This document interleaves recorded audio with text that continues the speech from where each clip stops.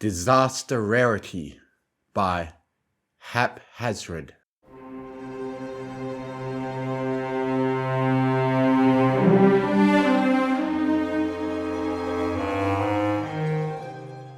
I have made a mess of myself so habitually that even despite the crushing emotional damage that ravaged my soul that, quite frankly, there's a not inconsiderable section of my consciousness that recognizes this as supremely normal. With precise regularity it mutters, "Ah yes, this tracks completely. Deploy the ice cream." Which is a statement I will echo out loud. This tracks completely. Deploy the ice cream.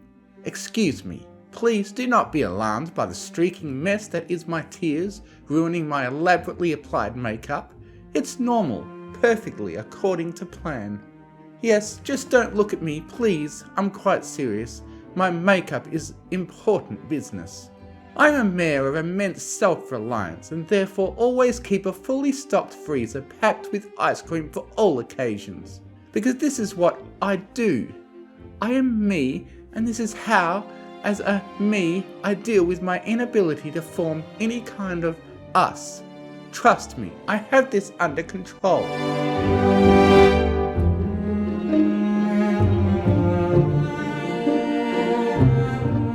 No, I'm not choking.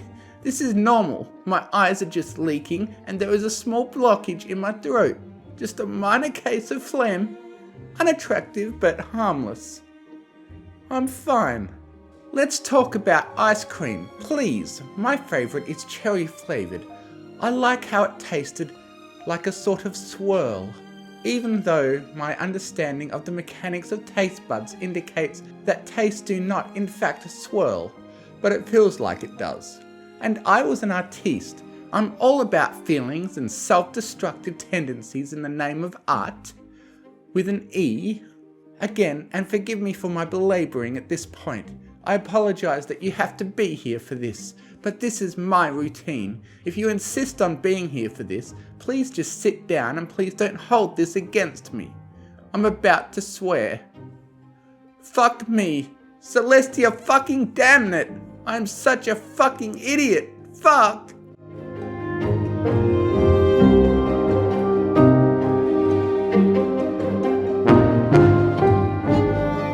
It's habitual that I interrupt these tirades with a mouthful of cherry-flavoured ice cream. Do stand by, darling. Oh, fuck! I realised I have forgotten to include my aperitif with the dessert. Yet another mistake for the landfill that is my romantic existence. What a dumpster fire. Excuse me, I need a bigger bowl for the ice cream. Actually, let's do away with the bowl. It is complex indeed to swear whilst eating ice cream, so I suppose the more I shovel into my stupid face, the less I'll do it. Profanity is decidedly unladylike, and moreover ice cream dribbling down one's chin is not attractive. A lesson learned many years ago, several times so. My heart has been, after all, habitually broken. Oh, the experiences I have had! Let me recount them to you in excruciating detail. Suffering demands company, and you seem to be set on joining me along this miserable meltdown. Let me begin with the very first love of my life. When I was a young mare just having gotten my cutie mark, my first romantic escapade was with a young mare I'm sure you're familiar with. She's a natural heroine these days, Applejack. We were young, adventurous, exploring an affection we felt towards other mares, and thoroughly, completely, utterly unsuited towards one another.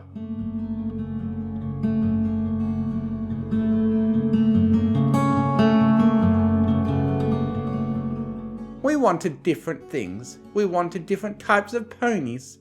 I wanted, at the time, some pony to fawn over me and spend time with me.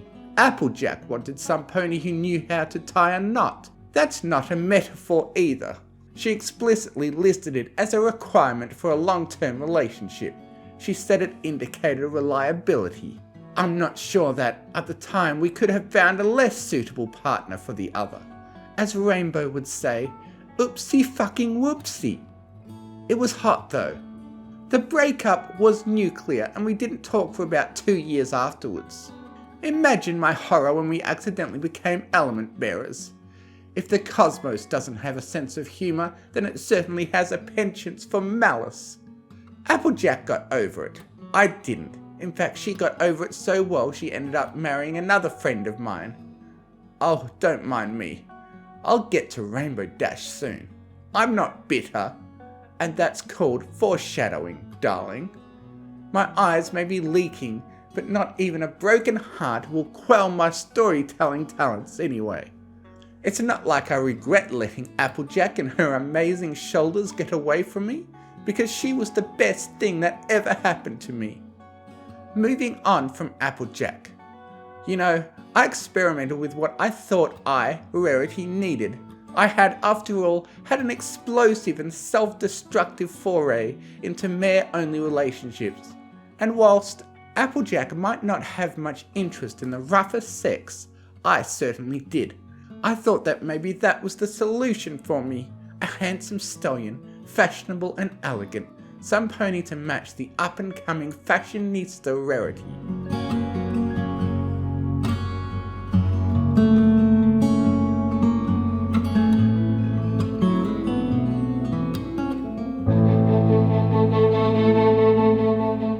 A perfect match, the kind of delightful romantic fantasy that honestly would have only been enthralled by a young filly about half my age, at the time reading some silly romance novel. That dip into the realm of fairy tale romance ended with a face full of cake and a ruined dress. Lesson learned. I liked that dress. I elevated my standards beyond princes and superficially to actual class. Fancy pants. The most desirable stone in Canterlot, charming and witty, not to mention well connected within the realm of fashion and the elites of unicorn society. I was convinced that maybe he was the one for me. Gay, of course. He thought I knew. He also thought I was a stallion. Don't ask me how, but goodness, it was awkward. Possibly one of the worst conversations I've ever had in my entire life, barring that one time with Applejack. That other time with Rainbow Dash, and I suppose this one as well, which really has been a blow to my self-esteem in general. It was then that I found myself crushing hard on Rainbow Dash. I mean, realistically, could you blame me? She saved my life back when I was too busy making a fool of myself with those silly butterfly wings. And come on, let's be honest with ourselves. She may act the tomcolt, but she takes care of herself. The way she carefully engineers that mane to look unkempt in a strangely attractive and windswept way. The diligence she displays when tending to those feathers, those stomach muscles. What mare could resist that was even moderately bent? I certainly couldn't.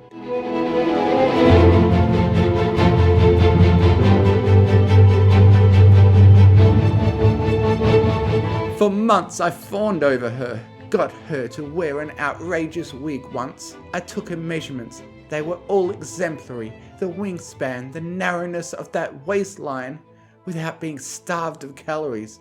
I could ramble for days about the various ways in which Rainbow Dash displays subtle beauty and an odd subversive feminine grace, but I was enthralled. But it wasn't just her appearance, darling. I figured the mare who saved my life would be the one for me. She saved my life so I could give her mine. I prepared a delightful speech for her, a confession of sorts. I spun my magic for weeks, no, months, trying to craft the perfect way to demonstrate my love for her. How silly it seems now. Oh, the ice cream I needed when, upon finally managing to corner her on a little date at the Sugar Cube corner, she revealed that she had been dating Applejack secretly for only a week at the time. I nearly choked on my cake. It was delicious cake too. Black Everfree chocolate. A thorough waste of cake and half a year's worth of waiting for Rainbow to notice me more than just that friend who does fashion. Oh, and she made it worse for me. All unintentionally. At no stage had she even come close to picking up my hints and feelings.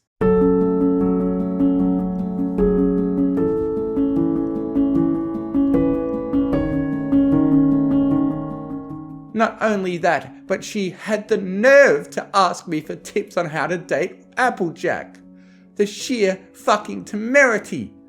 Yes, I'm aware she didn't know about my feelings for her at the time, but still.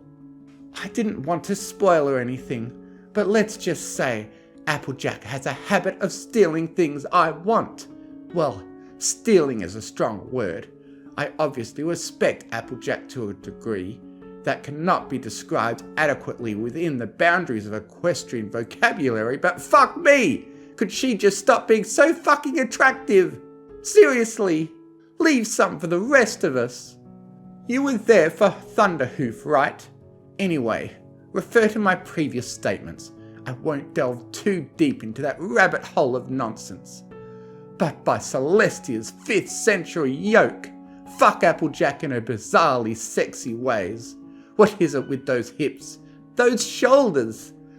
How are shoulders appealing? They don't even do anything on the romantic front. They just sort of serve as an attachment for forelegs, which definitely do things. But the way shoulders work, oh my, I'm getting sweaty thinking about it. I know Rainbow does. She told me in explicit detail.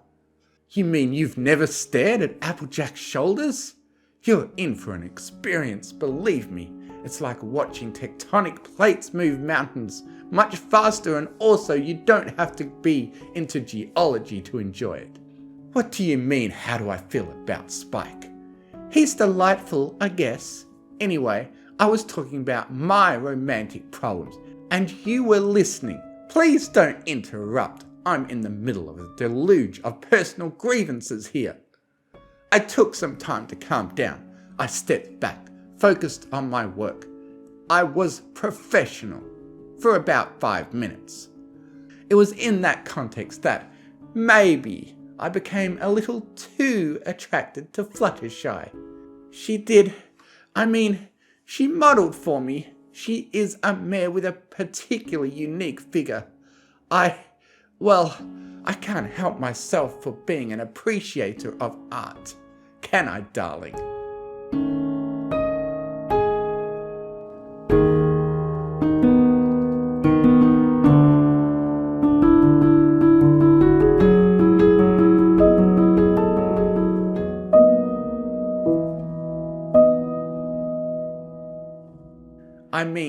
I described Rainbow Dash's unconventional attractiveness, but do I really need to go over Fluttershy? Anyway, she's straight. Funny how the chips fall. Or is it fries? I'll be honest with you, darling, I never did understand that saying. My point is, what a reversal from fancy pants. I sure can pick 'em. As Applejack would probably say whilst banging Rainbow Dash, which I should note, Rainbow Dash also described. I'm not bitter, I'm just livid. Anyway, I'm not expecting you to understand why, after all this, after this endless habit of falling for mares and stones that I can't have, I managed to engineer my way into falling for Pinkie Pie. It took effort, I'll admit, a great deal of planning and mental gymnastics. I didn't even get along with Pinkie that well, frankly. I think she's high maintenance. And yes, I know that's rich coming from me.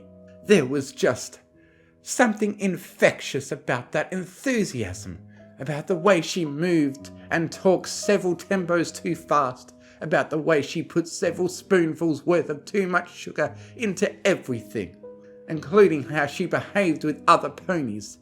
Yes, it irritated me. Yes, I wish she'd just calm down. Be quiet for the sun's sake. But whenever we were together, as friends with benefits, whatever it was we had, well, it was like having love injected directly into my veins. It's over now, of course. Excuse me, I need more ice cream.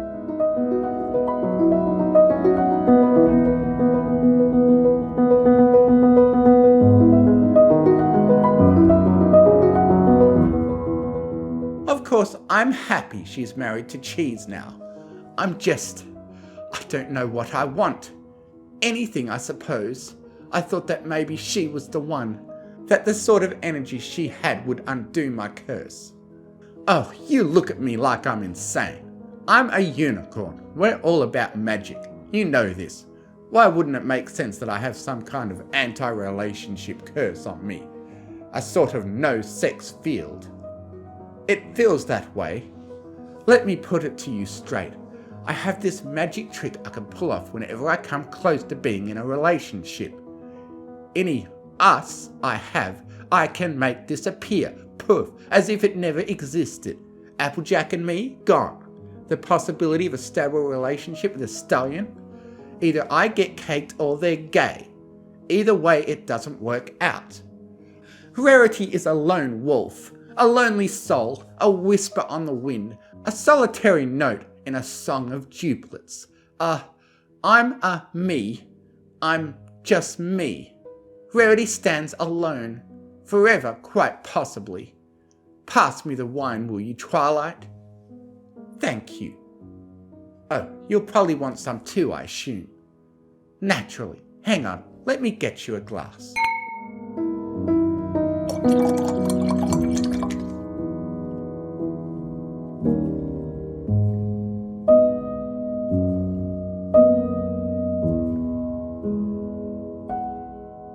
Anyway, where was I? Yes, it's like an actual curse. You'd think out of all my closest friends and several other ponies with like-minded interests, I have found at least one that was willing to maybe do more than enjoy a little slap and tickle between friends. No, I've never had a real relationship since Applejack, and yes, I'm aware she's probably going to be proposing to Rainbow soon. Rainbow told me. Don't ask me how she knew, she did.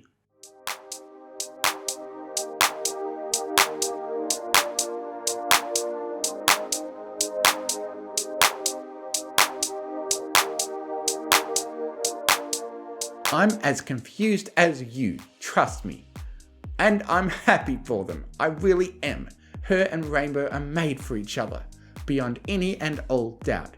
No matter what I might say drunk, they're made for each other more than I belonged with either of them. I just wish some pony was happy for me, that's all. For me to be with any pony. I mean, after all this, I don't think there's any pony left for me to fall for. Except you, I suppose. I'm being silly again. I just can't imagine being with some pony and it not exploding in my face, or it being engineered from the start to make me feel miserable. I just get the ice cream ready and prepare for another salvo of heartbreak. It's a routine. It's just a thing Rarity does, I suppose. Whatever curse I have, I don't see it being broken anytime soon. What do you mean you know a thing or two about magic? Don't be cheeky with me. I'm in the middle of bearing my broken, battered soul to you and... Excuse me, is this a clever ploy to get me to stop rambling? I'll have you know I'm not so easily... Alright. Well, that definitely... Well, you've made your point. But honestly, surely you could pick any pony. You're a princess. There's not a pony in Equestria that wouldn't... I mean, you could pick some pony who has, well, even a 1% viability when it comes to romantic relationships. I think I've displayed my capacity for destroying any potential relationship I could form.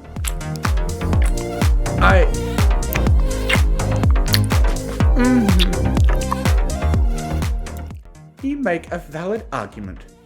We'll see what happens.